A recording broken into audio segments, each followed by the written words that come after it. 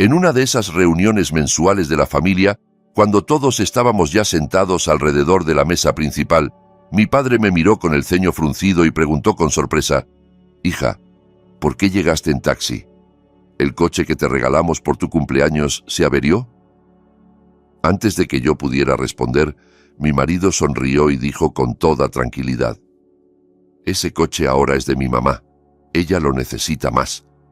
Mi padre se quedó callado unos segundos y lo que hizo después convirtió aquel día en un punto de no retorno para el destino de mi esposo. Pero, antes de entrar en aquella parte de la historia, imagina que esto lo escuchas como si fuera un relato en un canal de internet. En la pantalla, alguien te pediría que escribas en los comentarios desde qué ciudad nos estás viendo y que no olvides dejar tu me gusta y suscribirte para que el canal siga creciendo y pueda traer historias todavía más intensas. La casa principal de la familia de don Ricardo, mi padre, aquella tarde de sábado se sentía cálida y acogedora, pero también imponente. Era una mansión enorme, de estilo colonial moderno, en una zona exclusiva de la Ciudad de México. El jardín delantero, alfombrado de piedra natural, estaba lleno de coches de lujo estacionados en fila, desde sedanes europeos de último modelo hasta camionetas SUV enormes cuyo precio ascendía a cientos de miles de dólares. Todo brillaba bajo el sol que había pegado fuerte hasta que unas nubes densas comenzaron a cubrir lentamente el cielo. En el interior, tíos, tías y primos se movían de un lado a otro, bromeando y riendo mientras servían comida del buffet preparado por el servicio de catering más prestigioso de la ciudad. En la mesa principal, sin embargo, quedaba una silla vacía justo al lado de mi marido, Hugo. Hugo estaba sentado en una silla de madera labrada, muy cómodo, sin mostrar la más mínima inquietud por mi retraso. Parecía no notar mi ausencia. Estaba demasiado ocupado cortando un trozo de carne wagyu perfectamente asada en su plato y soltando carcajadas exageradas cada vez que alguno de mis primos contaba un chiste. Llevaba una camisa de seda estampada y un reloj de oro llamativo. Se esforzaba por parecer a la altura de la familia de su esposa, una familia de empresarios verdaderamente ricos. Él siempre sentía la necesidad de demostrar que merecía estar allí, aunque todos en el salón sabían que su puesto en la empresa era un regalo de mi padre, don Ricardo. Su actitud, a menudo demasiado segura y un poco arrogante, resultaba incómoda para algunos familiares, pero nadie decía nada por respeto a mi padre, conocido por su paciencia y su carácter sereno. Fuera de la mansión, junto al alto portón de hierro, un taxi azul oscuro se detuvo bajo la lluvia fina que empezaba a caer sobre el asfalto todavía caliente. La puerta se abrió y bajé yo, Clara, cubierta con un hijab en tonos pastel. Estaba algo agobiada. Tuve que buscar en mi bolso un buen rato para pagar en efectivo porque el datáfono del taxi no funcionaba. Luego salí apresurada, levantando el bolso sobre la cabeza para que la tela de mi velo no se empapara. No había chofer privado que me abriera la puerta, ni nadie esperándome con paraguas. Crucé corriendo el amplio patio, pasando junto a la fila de coches de lujo que, irónicamente, pertenecían en su mayoría a mi propia familia. Llegué al enorme portón principal con la respiración entrecortada. Me detuve un segundo para recomponer la ropa. Sacudí las gotas de lluvia de mis hombros y respiré hondo antes de entrar en ese corral de leones lleno de miradas críticas. Cuando crucé el umbral del salón principal, el murmullo de las conversaciones se apagó por un instante. Luego las voces volvieron, pero claramente más bajas. Sentí todos los ojos sobre mí. Mi aspecto era sencillo, aunque cuidado. Iba decente y discreta, en un contraste casi doloroso con el derroche de lujo que me rodeaba.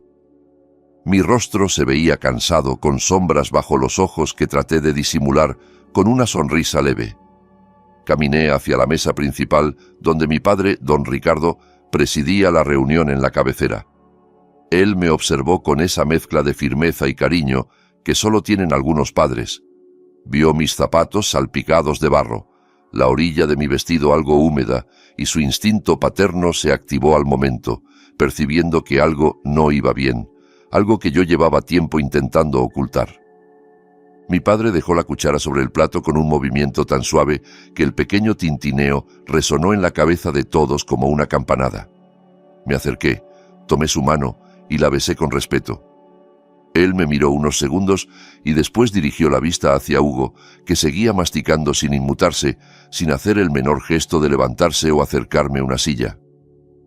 Don Ricardo carraspeó apenas y ese sonido bastó para silenciar por completo la mesa. Luego, con su voz grave, tranquila y llena de autoridad, hizo una pregunta que parecía simple, pero que cambiaría la vida de su yerno para siempre.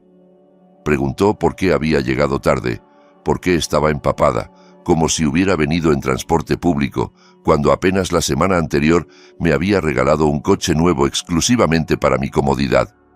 Quiso saber qué había sido de la flamante camioneta Hyundai Palisade que había mandado a mi casa como regalo de cumpleaños.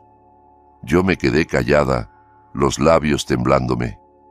Intenté buscar una excusa que no delatara a mi esposo, porque no quería humillarlo delante de toda la familia. Siempre me había esforzado por proteger su dignidad, aunque eso me costara lágrimas en silencio. Pero antes de que pudiera articular una sola palabra, Hugo se adelantó con la boca todavía medio llena. Con un tono exageradamente relajado y ni un rastro de culpa, respondió: «Ah, ese coche ahora lo tiene mi mamá, doña Rosa. Ella lo necesita más. Lo usa para ir a sus reuniones con las amigas. Ya sabes, papá, en esos círculos la miran mal si llega con un coche cualquiera. En cambio, Clara solo va a la oficina y vive tapada con su velo. Puede ir en taxi de aplicación, es más práctico y ni siquiera tiene que buscar dónde estacionar». En la mesa se hizo un silencio espeso. Mis tíos y tías intercambiaron miradas incrédulas. Todos sabían que aquel coche era un regalo personal de don Ricardo para su única hija, no un juguete para la suegra presumida. No solo había sido una grosería, sino una demostración brutal de cuánto despreciaba a Hugo mi bienestar frente al orgullo de su madre. Yo bajé la mirada, ardida de vergüenza. No por haber venido en taxi, sino por oír a mi propio esposo jactarse de su decisión frente a mi padre. Sentí un nudo en la garganta. Apreté la tela de mi hijab con fuerza, deseando que el piso se abriera para tragarme. Mi corazón dolía al ver cómo Hugo ponía por encima el ego de su madre antes que mi seguridad. Pero la reacción de mi padre no fue la que Hugo había imaginado.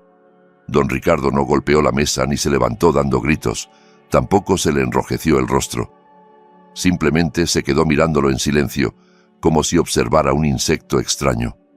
Luego, en sus labios apareció una sonrisa muy leve, una sonrisa que no llegó a los ojos. Asintió un par de veces, como si estuviera comprendiendo la lógica torcida que su yerno acababa de exponer. Con voz neutra, mi padre comentó que no sabía que doña Rosa estuviera usando la camioneta y que agradecía la sinceridad de Hugo. Mi esposo interpretó aquello como una señal de aprobación, o cuando menos, como señal de impotencia de parte de mis padres para oponerse a sus decisiones. Sonrió lleno de orgullo, convencido de haber salido ganador del intercambio. Debajo del mantel de seda, sin embargo, don Ricardo deslizó la mano al bolsillo y sacó su teléfono. Sus dedos, acostumbrados a trabajar con rapidez, abrieron la aplicación de mensajería y teclearon una breve orden dirigida al jefe de seguridad y al equipo operativo de su grupo empresarial. No necesitó muchas palabras. Un solo mensaje bastó para activar el protocolo de recuperación de activos. Al pulsar enviar, la tormenta que se cernía sobre Hugo y su madre comenzó a avanzar. En otra parte de la ciudad, en el área de acceso de un centro comercial de lujo, el ambiente era muy diferente. A pesar del cielo encapotado, doña Rosa estaba en su día de gloria. Frente a la imponente entrada principal, una Hyundai Palisade negra e impecable estaba estacionada en un ángulo ligeramente ostentoso para que todos pudieran admirarla. Doña Rosa se mantenía a su lado, con la barbilla en alto, envuelta de pies a cabeza en ropa de marca, combinada sin gusto pero con muchos logos visibles. Colgando de su brazo llevaba un bolso de piel de cocodrilo falso y sus dedos estaban llenos de anillos dorados demasiado grandes.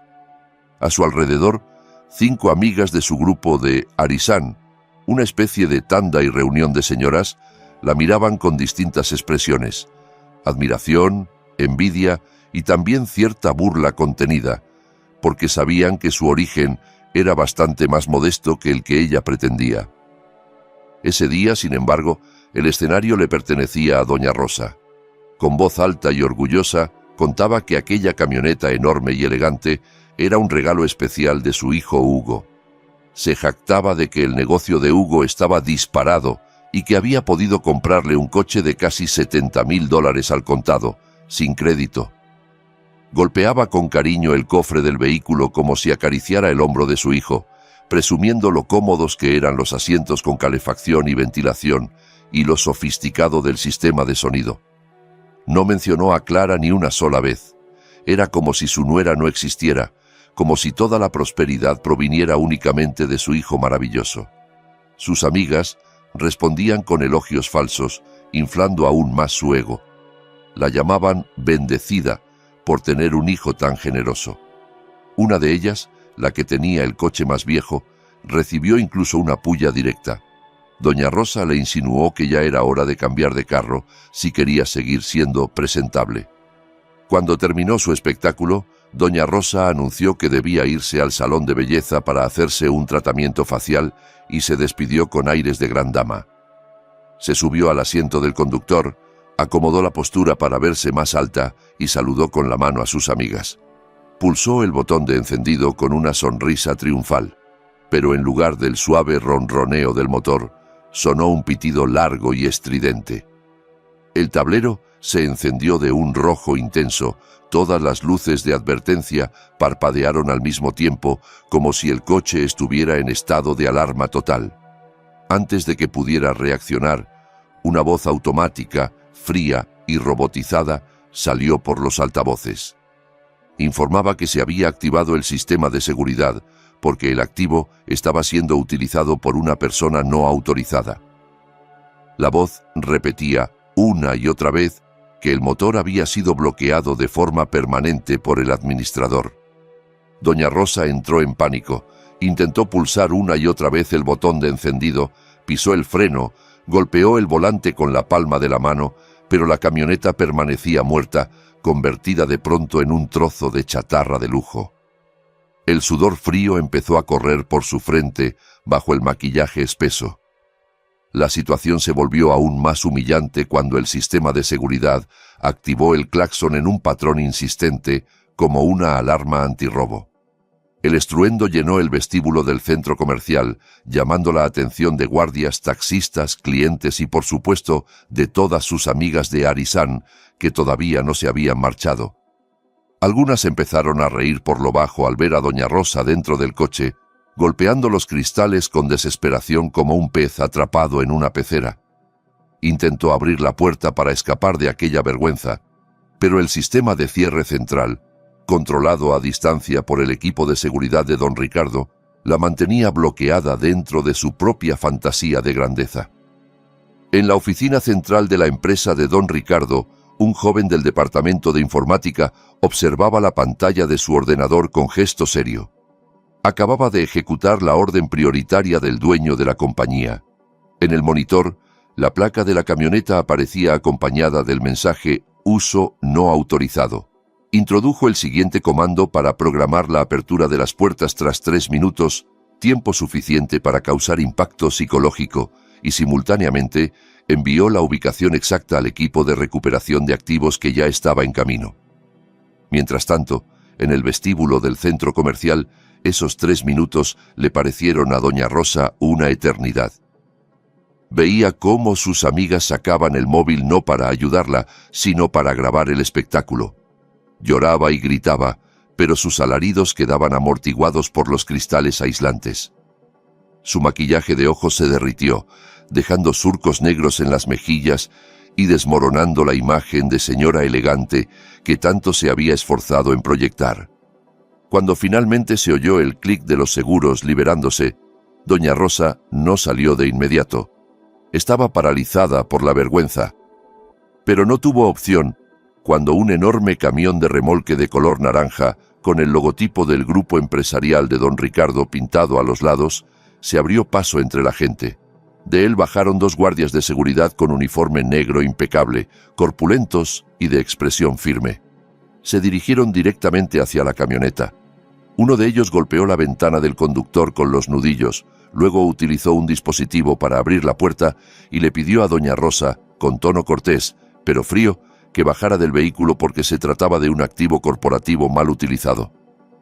Ante los gritos de ella, que aseguraba que el coche era de su hijo y que llamarían a la policía por robo, el guardia sacó una carpeta con los documentos legales de la empresa, autorizando el retiro inmediato. Pronunció en voz alta palabras que retumbaron en los oídos de las amigas de doña Rosa: vehículo inventariado como activo de la empresa y uso indebido por persona no autorizada. Aquellas frases bastaron para que el grupo de amigas cambiara de actitud. Las expresiones de admiración se transformaron en miradas de burla y cuchicheos. Se corrió la voz de que aquel coche lujoso que doña Rosa presumía como regalo en efectivo de su hijo exitoso no era más que un vehículo corporativo del suegro, ahora recuperado. Como doña Rosa se aferró al volante, los guardias la desalojaron con firmeza pero sin violencia. Ella cayó tambaleándose al suelo.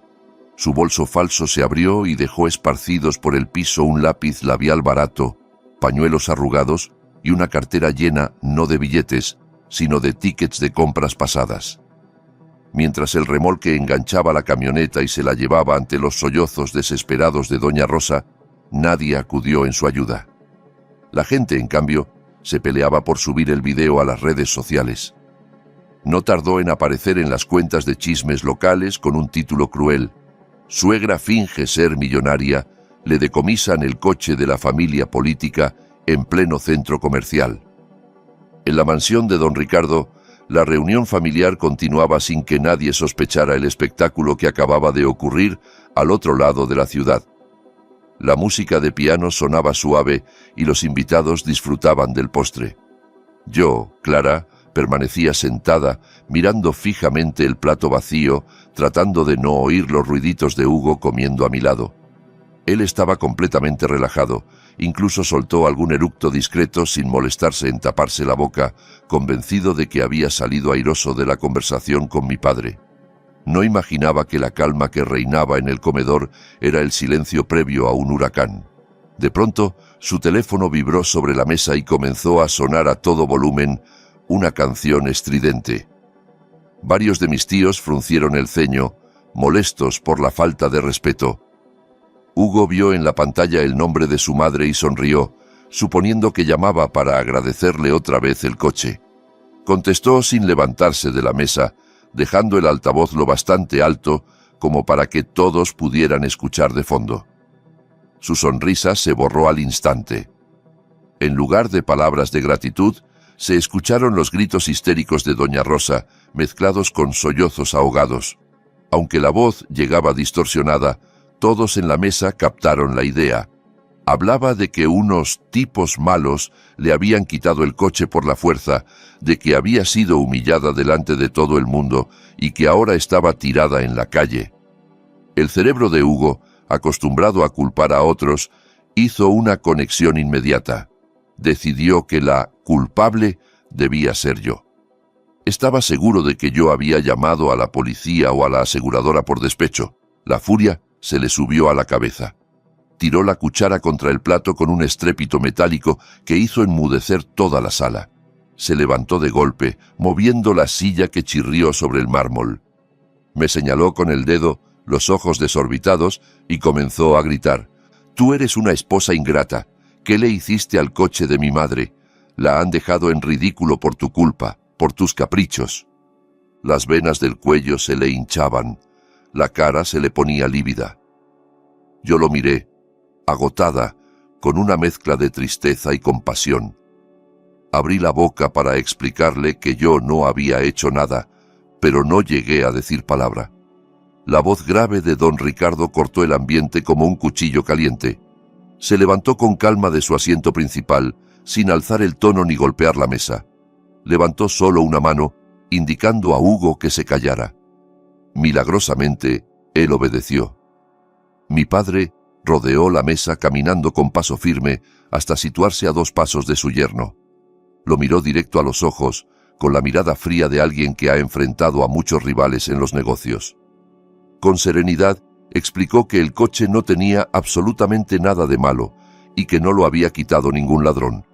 La empresa había decidido retirar el vehículo porque había sido empleado por alguien que no tenía autorización. Hugo se quedó boquiabierto. Don Ricardo continuó, esta vez con un tono todavía más frío.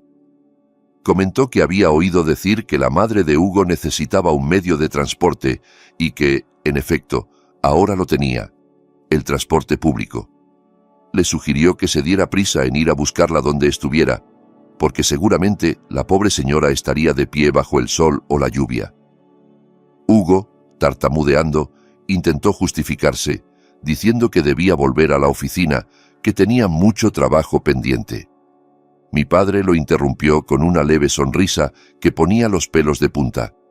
Le pidió las llaves del sedán que había traído ese día, el coche de empresa que llevaba años usando. Hugo se llevó instintivamente la mano al bolsillo, negándose a entregarlas. Entonces don Ricardo, sin perder la calma, explicó que aquel coche era una prestación para empleados de la compañía y que a partir de las 5 de la tarde de ese mismo día, el nombre de Hugo quedaba eliminado de la nómina por violaciones graves al código ético y por mal uso de los recursos de la empresa. El anuncio cayó sobre Hugo como una sentencia de muerte. En medio de la comida familiar, sin dramatismo ni gritos, su suegro acababa de despedirlo. Sintió cómo la sangre se le iba del rostro. Buscó apoyo con la mirada entre los demás, pero solo encontró ojos fríos y gestos de desaprobación. Nadie lo defendió. Don Ricardo extendió la mano y, temblando, Hugo terminó entregando las llaves del coche como quien entrega parte de su propia identidad. Sin embargo, la humillación aún no había terminado. Mi padre sacó de su bolsillo un único billete de $100, lo dobló con cuidado y se lo metió en el bolsillo de la camisa de seda a Hugo. Le dio unas palmaditas y susurró, lo bastante alto para que lo escucharan los que estaban más cerca. Para que te pagues un transporte económico. El taxi ejecutivo es muy caro, mejor que tú también aprendas a vivir con sencillez, como decías de mi hija. Luego hizo una seña al jefe de seguridad de la casa, que ya estaba atento en un rincón. 2 guardias se acercaron sin brusquedad, simplemente colocándose a ambos lados de Hugo, dejándole claro que era hora de irse. Hugo me miró una última vez, esperando que yo intercediera. Pero yo ya había desviado la vista, ocupada en servirle té caliente a mi madre, como si él hubiera dejado de existir. Con pasos pesados, arrastrando la vergüenza, Hugo fue escoltado fuera del comedor, atravesando la mesa repleta de manjares que ya no probaría.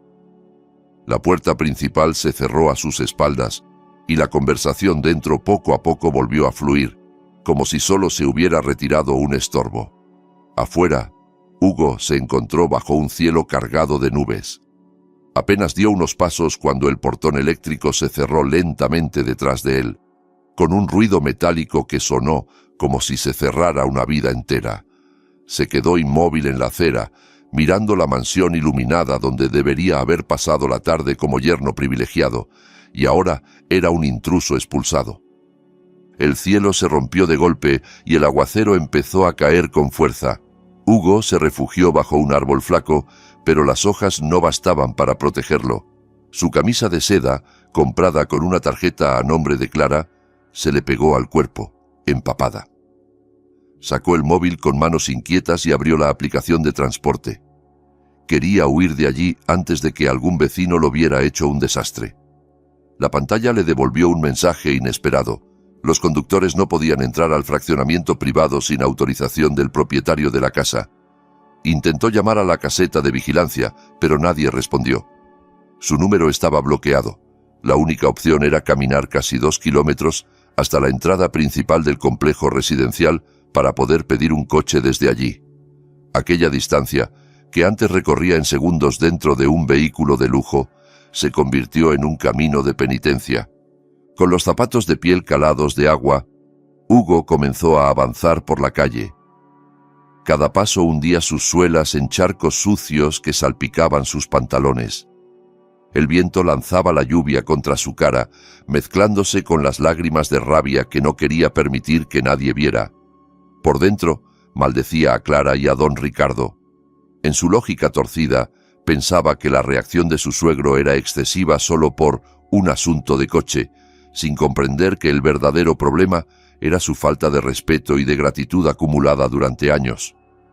Mientras caminaba encorvado bajo el aguacero, unos faros muy potentes lo iluminaron desde atrás. Se hizo a un lado pensando que solo era un vecino. El vehículo, una gran SUV blanca, idéntica al modelo que le habían retirado a su madre, se acercó lentamente. Por un momento, Hugo albergó la absurda esperanza de que don Ricardo hubiera cambiado de opinión y mandado a alguien a recogerlo. La esperanza murió cuando vio con nitidez a través del parabrisas.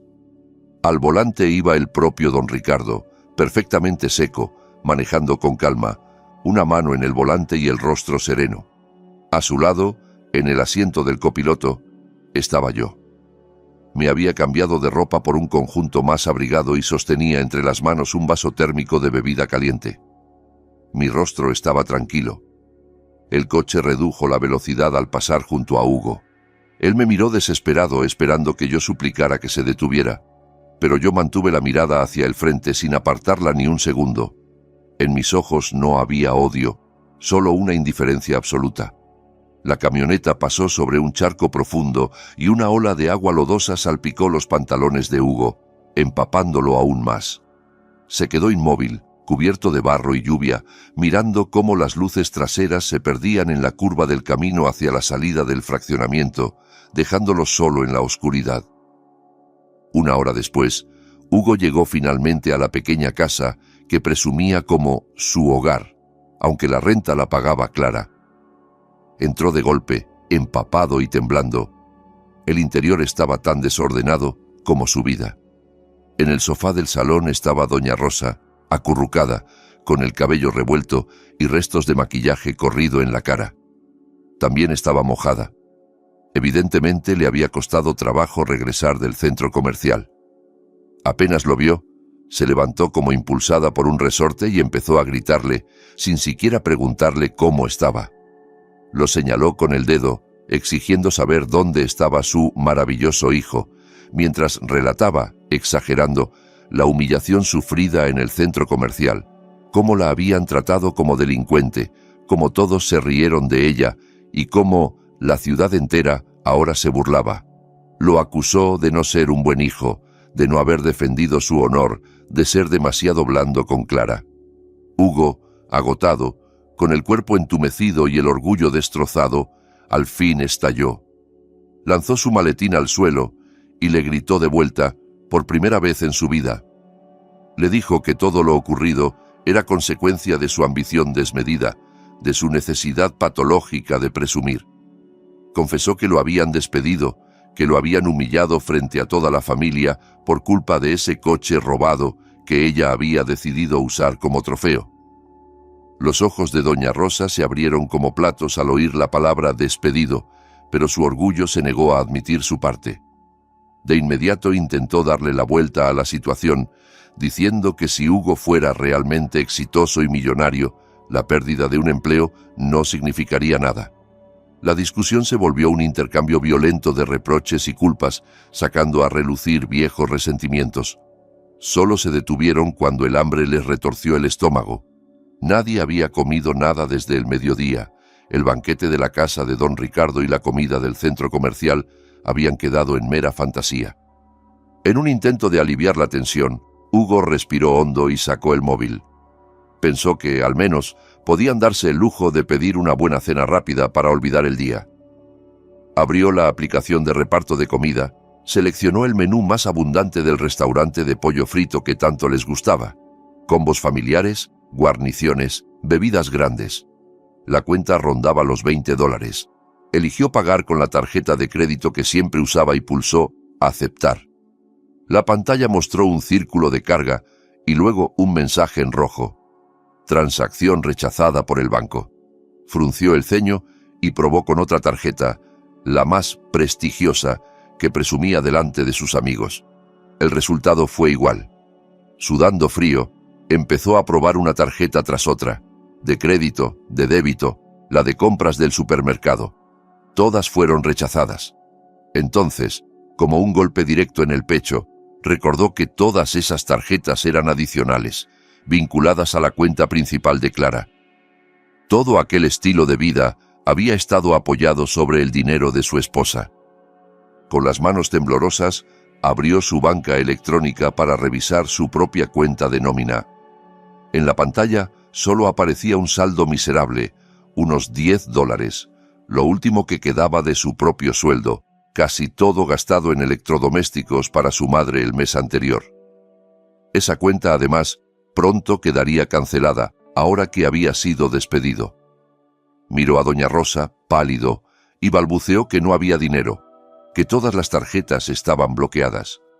Su madre respondió con un grito desesperado, lanzándole un cojín, llorando su desgracia, como si nada de eso fuera también su responsabilidad.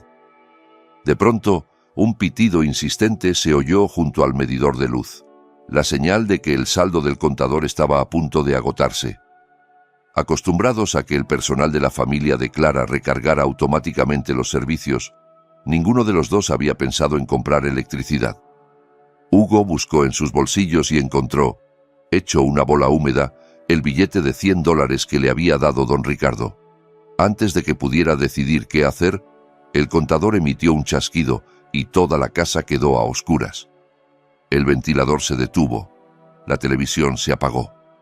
Una noche cerrada cayó sobre ellos.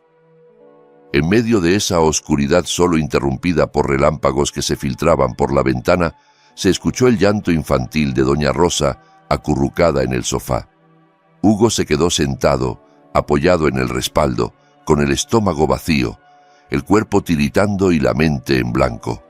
Aquella noche, por primera vez en su vida cómoda y dependiente, probó el sabor de la pobreza real, sin comida, sin luz, sin nadie a quien pedir ayuda. A la mañana siguiente, el sol entró con violencia en la pequeña casa, haciendo el calor aún más sofocante.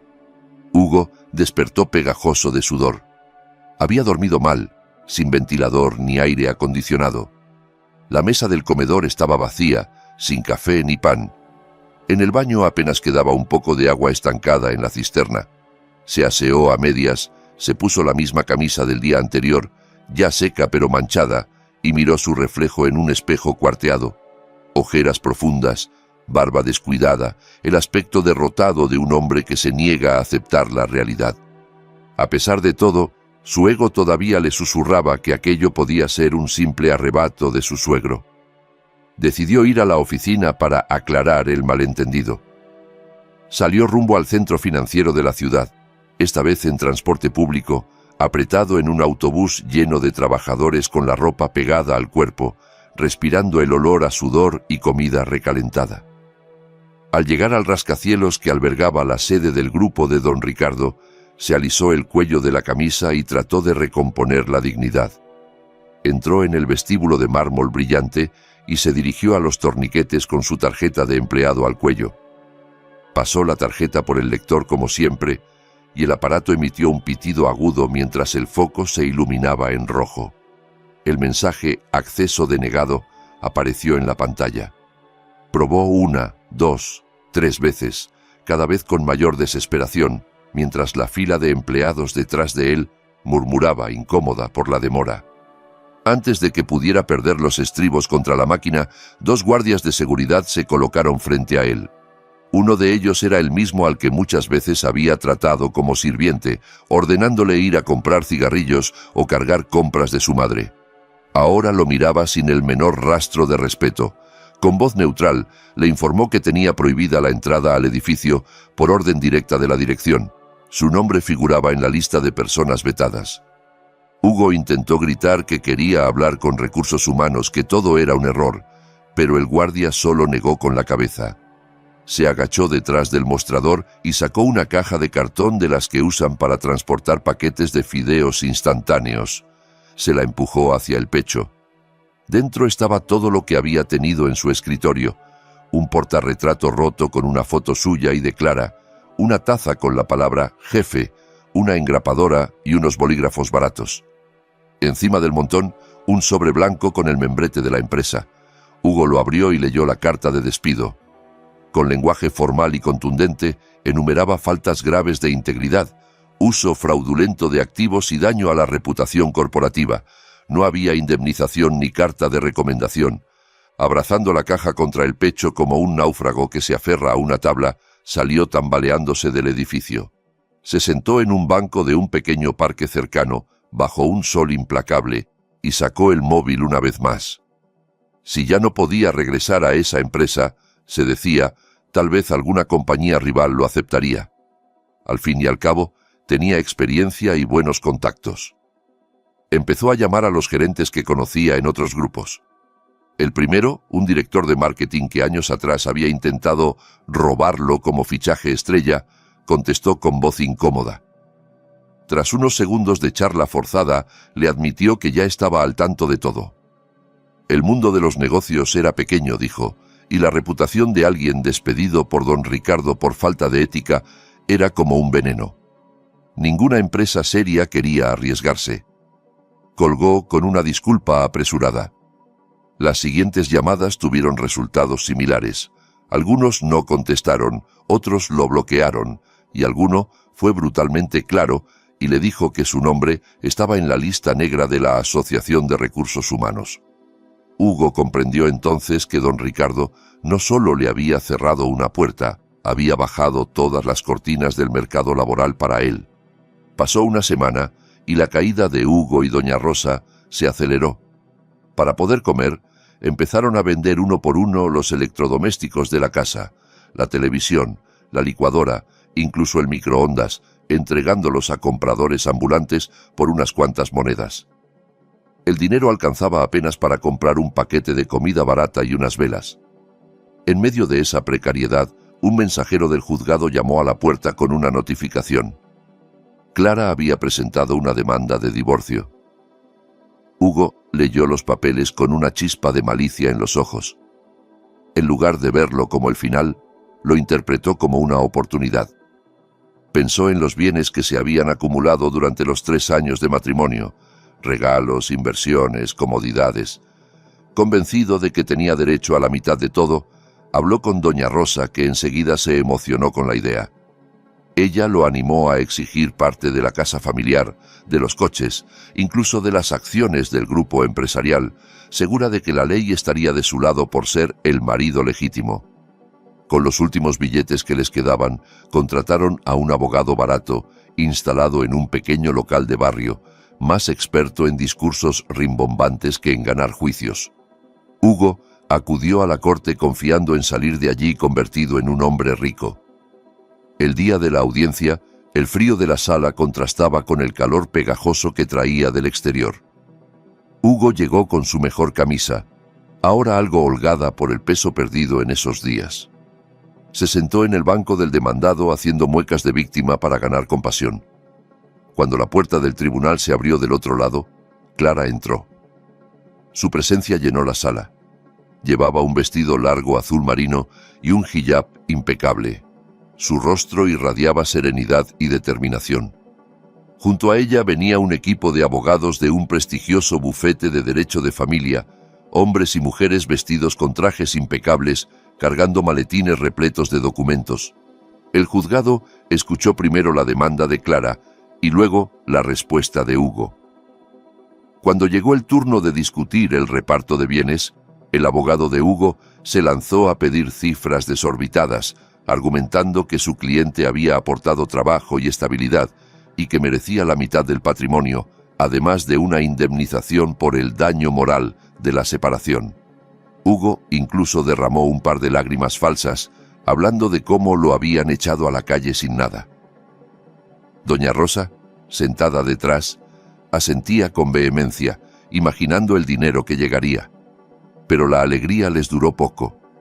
El abogado principal de Clara se puso de pie con calma. No contraatacó con discursos sentimentales, sino con números. Pidió permiso al juez para presentar el resultado de una auditoría financiera forense de los 3 años de matrimonio. Colocó sobre la mesa una caja llena de estados de cuenta, facturas de tarjetas de crédito y comprobantes de transferencias, y empezó a explicar. Los documentos demostraban que Hugo no había aportado un solo peso a la manutención de Clara. Su sueldo, modesto en comparación con los ingresos de ella, se había gastado siempre en sus propios caprichos y en la vida ostentosa de doña Rosa. Peor aún, quedó claro que todos los lujos que habían disfrutado, viajes al extranjero, bolsos de marca de doña Rosa, joyas, renovaciones de la casa de la madre, se habían pagado con tarjetas de crédito suplementarias emitidas a nombre de Clara. Legalmente, se trataba de deudas contraídas sin autorización expresa y destinadas a un uso ajeno a las necesidades básicas del matrimonio, lo que las convertía en un pasivo que recaía sobre Hugo. El abogado de Clara presentó un resumen demoledor. El total del gasto irresponsable ascendía a alrededor de $170.000. El silencio se apoderó de la sala.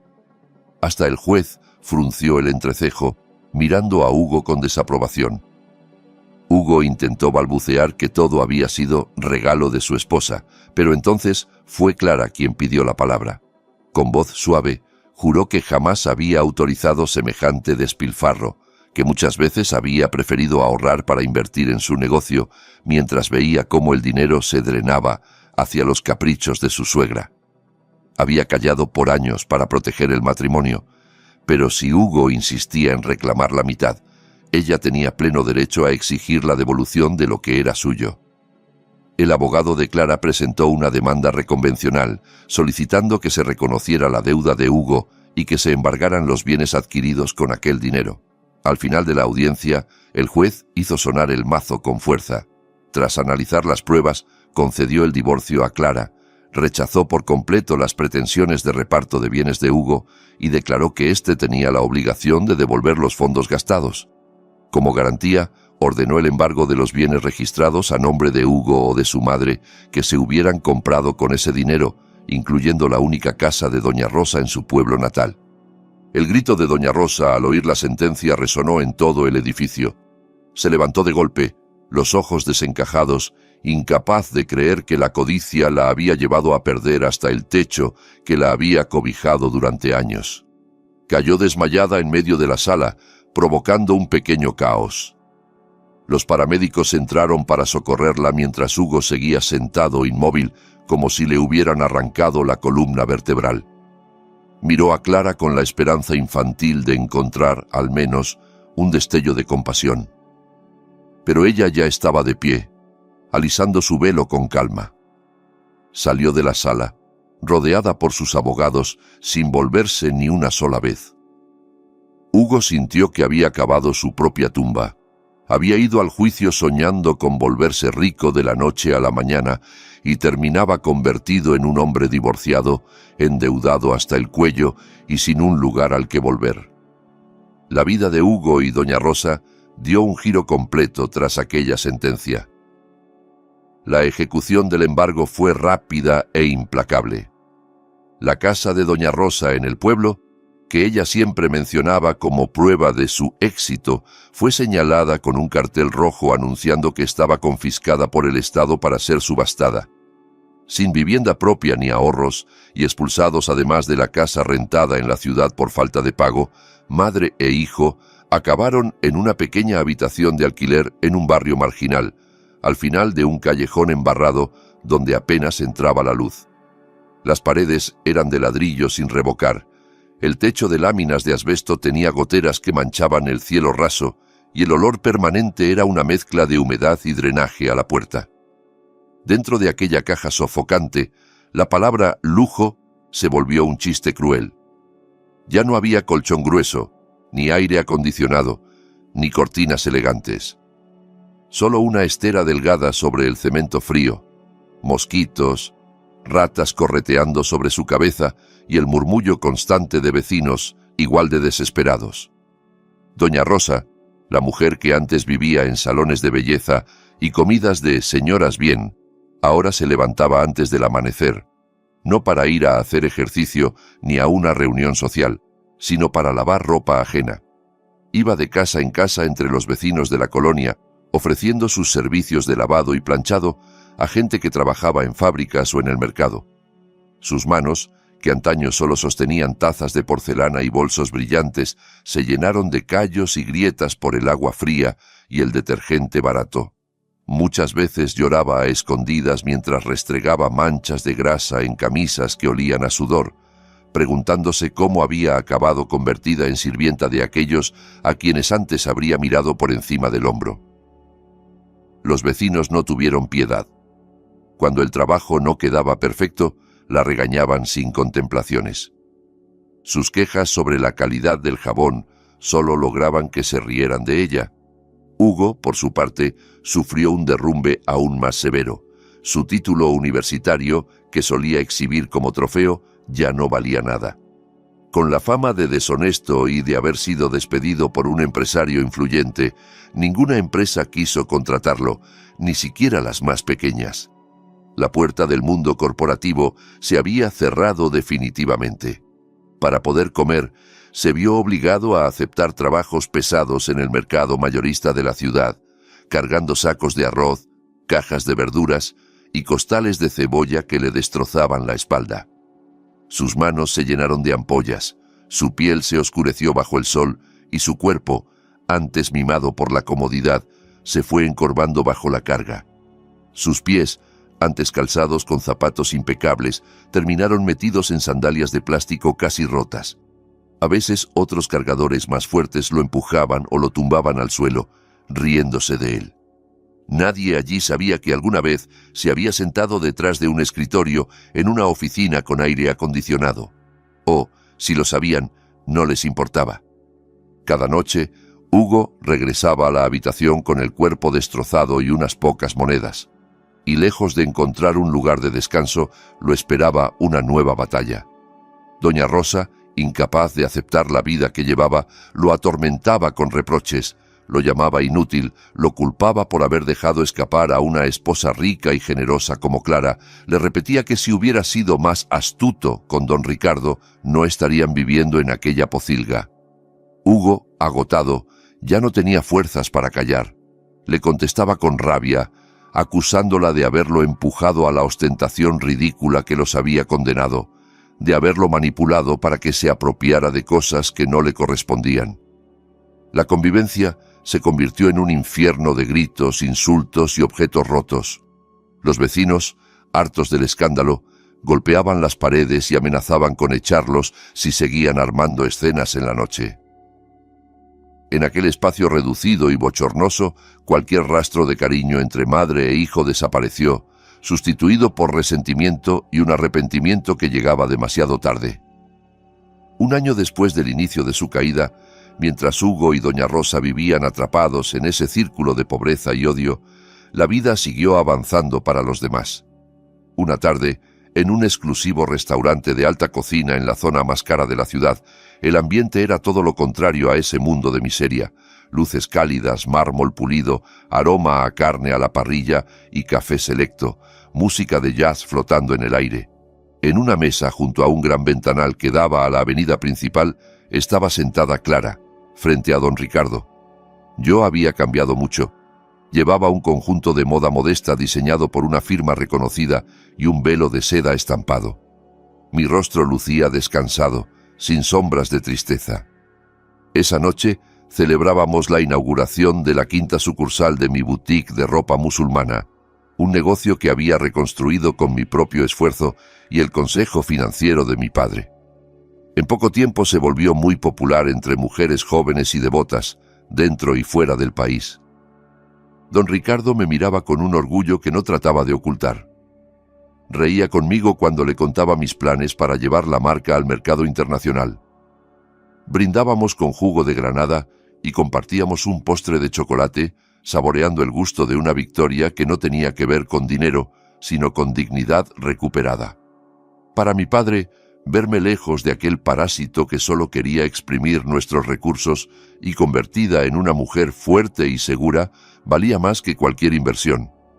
En medio de la charla, Mi mirada se desvió sin querer hacia el exterior, a través del cristal. El ventanal, grueso y aislante, separaba el mundo climatizado del restaurante del calor pegajoso y el ruido del tráfico de la calle. Afuera, el tránsito del mediodía estaba hecho un caos. Los claxonazos se mezclaban con el olor a gasolina. Frente al restaurante, en una franja de estacionamiento improvisado, un hombre flaco con un chaleco naranja sucio discutía con el dueño de un sedán de lujo. El conductor lo insultaba por no haber evitado un pequeño rayón en la carrocería, probablemente causado por una moto. El cuidador de coches mantenía la cabeza agachada, juntando las manos en gesto de súplica, rogando que no lo golpearan ni llamaran a la policía. Estaba moreno de tanto sol, con el cabello largo lleno de polvo y los pómulos hundidos por la mala alimentación. Entrecerré los ojos, confundida por una sensación familiar, y entonces lo reconocí. Era Hugo. Mi exmarido, que antes se paseaba en corbata y reloj caro, estaba allí pidiendo disculpas por un raspón en un coche ajeno, esperando unas monedas. Sentí un pequeño estremecimiento en el pecho, pero no de nostalgia. Era más bien una compasión distante, como la que se siente por cualquier desconocido caído en desgracia. Moví la mirada unos metros más allá, hacia la acera de enfrente. Allí, sentada sobre una caja de refrescos, estaba doña Rosa, con un vestido descolorido y un delantal raído. Tenía delante de ella una pequeña bandeja con paquetes de pañuelos desechables y cubrebocas que ofrecía a los transeúntes con voz apagada. Su rostro, antes cubierto por capas de maquillaje caro, estaba ahora surcado de arrugas profundas y manchado por la suciedad de la calle. Era casi irreconocible, pero yo conocía bien aquellas facciones. La mujer que me había llamado tonta y inútil en reuniones sociales, la que había presumido bolsas falsas como si fueran joyas, ahora extendía la mano implorando que alguien le comprara un paquete de pañuelos por una moneda. La escena era tan irónica que parecía sacada de una novela moralista. Sentí que el destino me estaba mostrando, sin palabras, el final de una historia que había empezado con orgullo y desprecio. En ese momento, Hugo terminó de recibir los insultos del dueño del coche y levantó la vista hacia el ventanal del restaurante, quizá buscando un lugar donde guarecerse del sol. Sus ojos se cruzaron con los míos. El tiempo pareció detenerse para él. Se quedó congelado, con el chaleco manchado y los pies en chanclas, mirando a través del cristal a la mujer que había sido su esposa. Me vio sentada en una mesa elegante, con ropa cuidada, la piel luminosa, rodeada de un ambiente de éxito y tranquilidad. Vio los platos bien servidos, las copas brillantes, la sonrisa de mi padre. Comprendió, en un solo golpe, todo lo que había tirado por la borda. No solo el dinero, sino el respeto, la confianza y el amor. Quiso gritar, llamar mi nombre, correr hacia la puerta, pero al mismo tiempo supo que ese cristal no era solo una ventana. Era un muro invisible hecho de decisiones, heridas y consecuencias. A su lado, doña Rosa también se dio cuenta de mi presencia. Se quedó con la boca entreabierta, con los ojos llenos de lágrimas, mientras seguía sosteniendo un paquete de pañuelos que nadie compraba. Hugo sintió que el pecho se le encogía hasta doler. Yo mantuve su mirada solo unos segundos. No había rencor en mis ojos, ni satisfacción cruel, solo calma. Era la mirada de alguien que contempla un capítulo de su vida que ya ha terminado y que no tiene intención de volver a abrir. Luego giré la vista hacia mi padre, que también había advertido la escena, pero no le dio importancia. Sonrió, como diciendo sin palabras que aquello ya no nos afectaba. Llamé al camarero y, con un gesto delicado pero firme, pedí que corriera las cortinas del ventanal porque el sol entraba demasiado fuerte. El mesero asintió y comenzó a bajar lentamente la pesada cortina dorada. Centímetro a centímetro, el mundo de afuera fue desapareciendo. Hugo vio cómo su última conexión visual conmigo se cerraba suavemente, igual que se cerraba definitivamente cualquier posibilidad de regresar a mi vida. Cuando la cortina llegó al fondo, el interior del restaurante quedó sumido en una luz tenue y acogedora, mientras afuera seguía reinando el calor, el ruido y el polvo. Para mí, aquel gesto simbolizaba el cierre total del libro de mi pasado con él. Para Hugo y doña Rosa, en cambio, el castigo no tenía fecha de caducidad. Seguirían viviendo con la certeza de haber destruido su propia suerte por orgullo y ambición. No había barrotes visibles, pero estaban encerrados en una cárcel hecha de remordimientos. 5 años no son poco tiempo cuando se trata de darle la vuelta a la vida. Una mañana cualquiera, en una cafetería improvisada en un rincón del mercado mayorista, Hugo estaba sentado frente a una mesa de madera astillada, mirando fijamente una taza de café aguado y un trozo de fritura fría. Sus rasgos habían envejecido más de lo que correspondía a su edad. El pelo se le había aclarado y raleado, la piel estaba cuarteada por el sol y los dientes amarillos delataban demasiados cigarrillos baratos, fumados para ahogar la ansiedad. Llevaba una camiseta con propaganda de algún partido político y un pantalón corto de tela gastada. El bullicio del mercado, vendedores gritando ofertas, carretillas chirriando, radios de fondo, se había vuelto la banda sonora de su existencia. El dueño de la pequeña cafetería subió el volumen de un viejo televisor colocado en un estante, porque en las noticias matutinas estaban transmitiendo un reportaje sobre mujeres empresarias exitosas. Hugo alzó la vista sin interés, pero el corazón se le encogió al reconocer el rostro que llenaba la pantalla. Era Clara. Aparecía en un hermoso jardín, frente a una casa aún más grande que la de don Ricardo, con una fachada elegante y un cuidado paisaje de flores. Llevaba un atuendo sobrio y pulcro, y su sonrisa era tan tranquila que parecía haber borrado cualquier sombra del pasado. A su lado, el reportaje mostraba a un hombre bien vestido, con expresión amable, cargando en brazos a un niño pequeño que reía. Era su nuevo esposo, un arquitecto de renombre, y el pequeño era su hijo. En la entrevista, Clara hablaba de su empresa de ropa, que ahora exportaba a varios países, y del apoyo incondicional de su marido actual, que, según ella, la trataba siempre con respeto y ternura. La cámara también mostró la sede de una fundación que Clara había creado para ayudar a mujeres víctimas de abandono y maltrato en sus hogares, un proyecto nacido de su propia experiencia. Escuchando aquellas palabras, Hugo sintió una mezcla de orgullo ajeno y un dolor agudo en el pecho. No oyó en ningún momento que se mencionara su nombre. En la historia pública de Clara, él no era más que una sombra borrada, un tropiezo que la había empujado a convertirse en alguien más fuerte. Recordó entonces a doña Rosa, que ahora pasaba los días postrada en una cama en aquella misma habitación miserable, semiparalizada a consecuencia de un derrame cerebral. Sus antiguas amigas de sociedad nunca la visitaron. La mujer que había vivido de las apariencias terminaba sus días entre paredes húmedas, llorando de vez en cuando por los recuerdos que ya nadie compartía con ella. Hugo dejó unas pocas monedas sobre la mesa de la cafetería y se levantó. Salió al mercado, donde el suelo estaba húmedo de la lluvia reciente y el olor a verduras marchitas se mezclaba con el humo de los puestos de comida. Tomó de nuevo los costales que debía cargar ese día y se echó a andar entre los pasillos llenos de barro. Sentía las piernas pesadas y los hombros doloridos, pero el peso que más lo aplastaba no estaba en los sacos, sino en su conciencia. Afuera, la lluvia volvió a caer en forma de llovizna, pegando el polvo a su rostro. Las gotas resbalaron por sus mejillas, confundidas con las lágrimas que ya no se molestó en ocultar. Comprendió por fin que su verdadero castigo no era la pobreza material, sino la evidencia brutal de que un día tuvo en sus manos un diamante, una esposa buena, un suegro generoso, una vida estable, y lo cambió por una piedra común que solo brillaba en su imaginación.